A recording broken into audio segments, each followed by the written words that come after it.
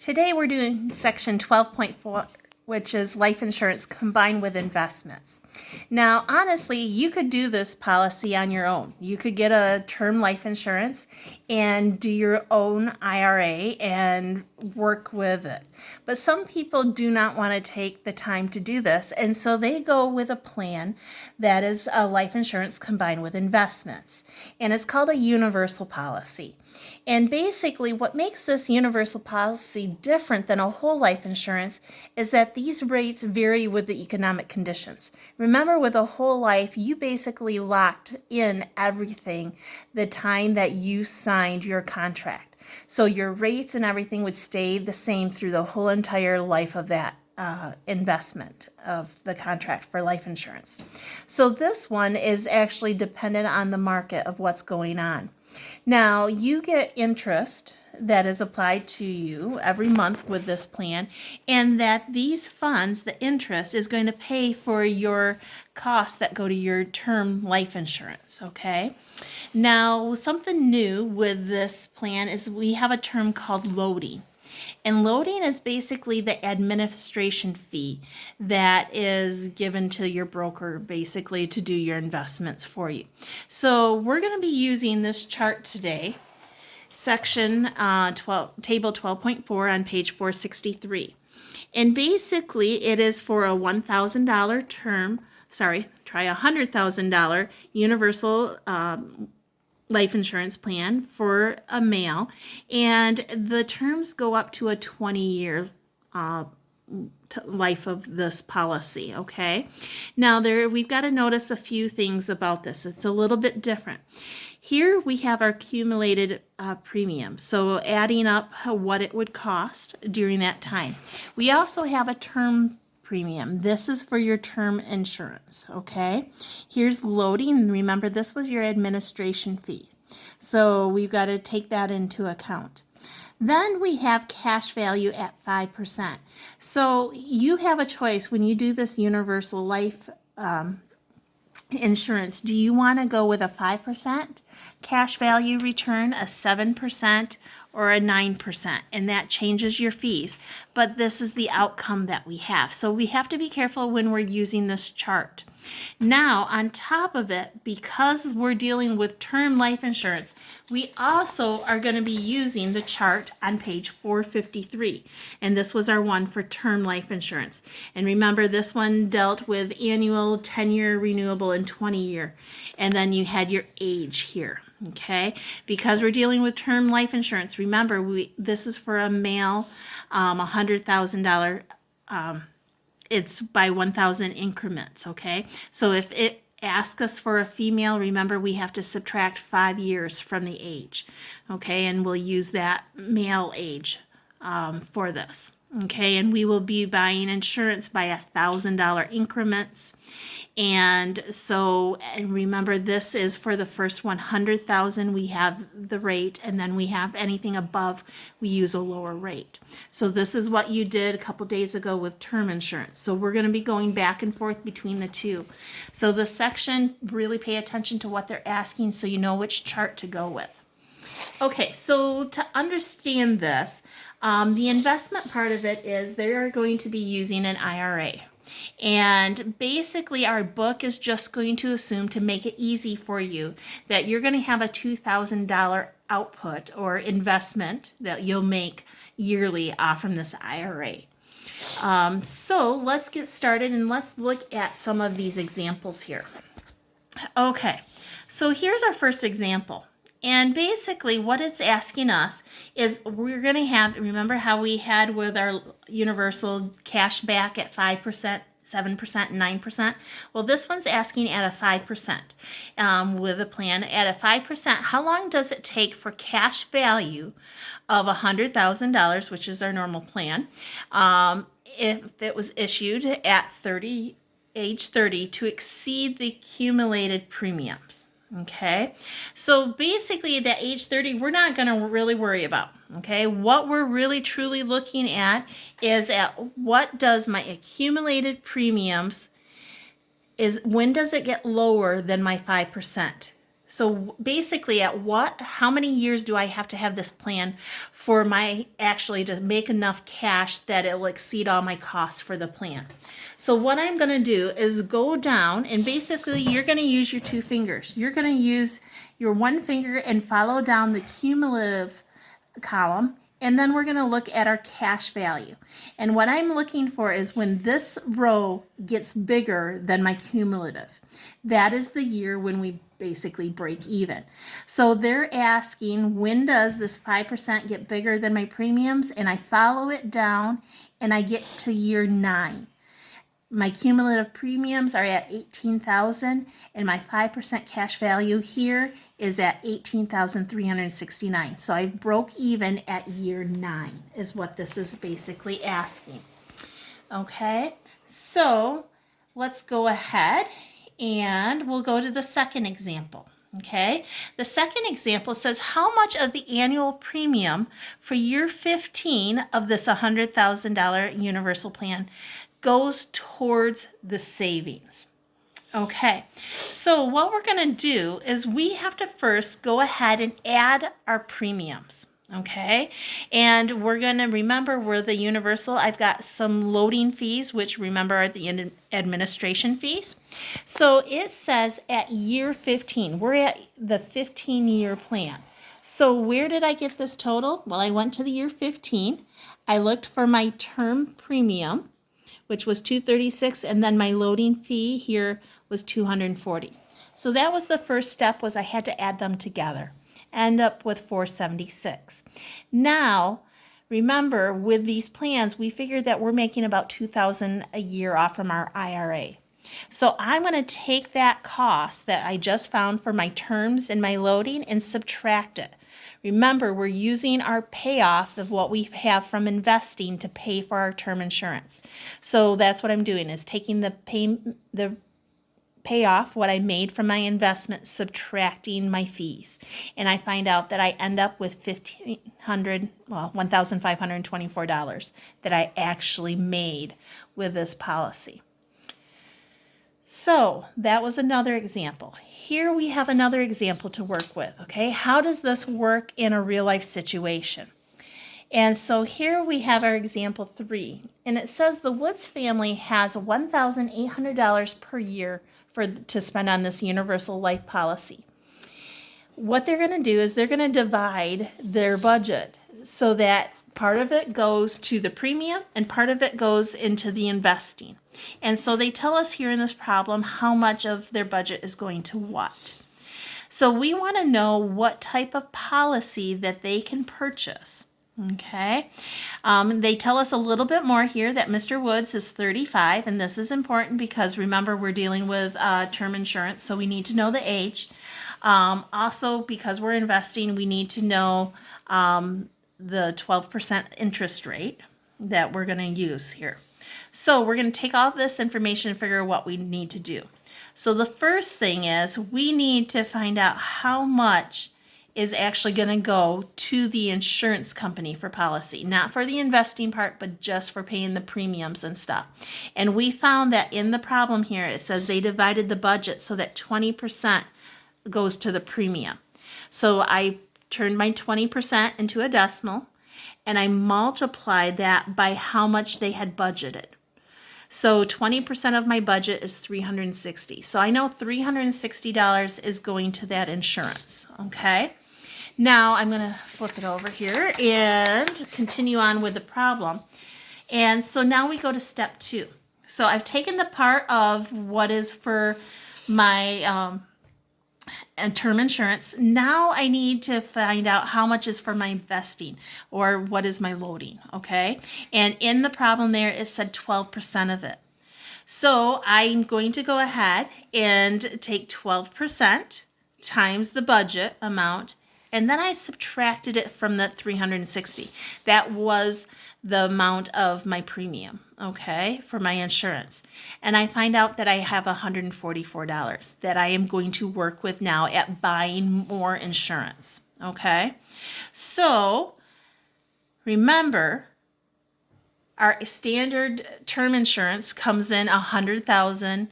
And so what we're going to do is we're going to take 100 units of 1,000, and I'm going to multiply that by the cost of it. Okay, now remember, this is when I need to flip back to the chart, the table 12.2 on page 453 when we deal with term insurance.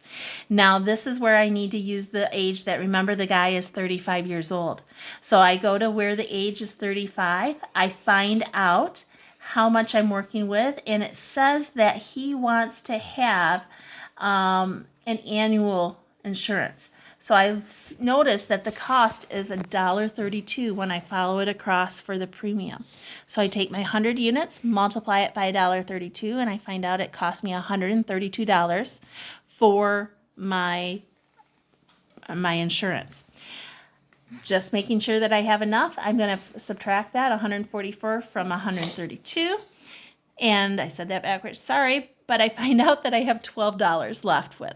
So I want to find, because I still have more money in my budget that I can work with, how much more money insurance can I get? So I'm going to remember how we've done it the last couple days is I set up an equation. And so this equation is going to be, I've got $12 to work with. I don't know how many units I'm going to buy, but because I'm going above the 100,000, I'm going to go in my chart and find how much it cost me for above 100,000, and I find out that it's 82 cents. So I'm going to solve this equation for X, and that is going to tell me how much additional units I can be. And I get 14.6. Well, I can't round this up because I will not have enough, so I always round down. And I know that I can get 14,000 is what this means, because we're buying 14 units of 1,000 of insurance. So add that to my 100,000 that I bought, and this gentleman at age 35 with the budget they have can get $114,000 in coverage in their term insurance. Okay. So be careful, make sure you follow step by step. It's got multiple steps to solving this. But we've got to first find out how much they can apply to their insurance, how much is for investing. And then I subtract, remember our investing and our term insurance comes from the investing, so that's why I subtracted it. Then I knew I had $144 to work with.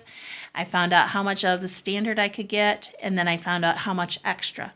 Okay, we've got to do it in that order so we know exactly how much money we have to work with. Okay, so let's work with our last example here, and then we'll look at our individual homework assignment here.